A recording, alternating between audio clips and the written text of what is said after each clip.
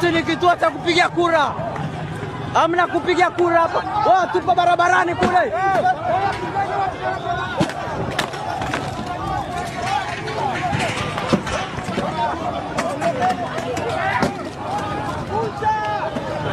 Tupo barabarani kule.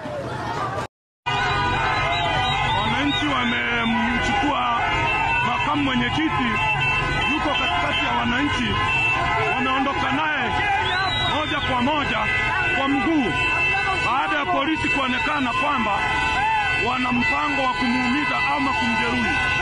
Kwa hiyo ni nani ya wananchi, watu ni wengi na wananchi wameamua kuondoka naye wenyewe kwa mguu. Wananchi wameamua kuondoka na makamu mwenyekiti wa chama aliyekuwa anaenda msibani kwa Raila Odinga na ameporwa passport na watu wa migration kwa nguvu. Kwa hiyo wananchi wameamua kuondoka naye kumsindikiza aweze kuondoka eneo lile, kwa sababu usalama wa eneo lile umekuwa mdogo.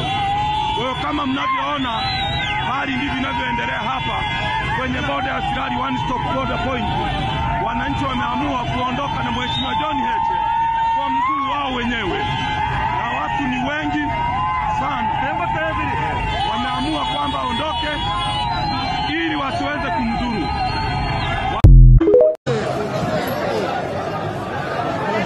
Oya, la, sijui nikachukue kuku KFC pale.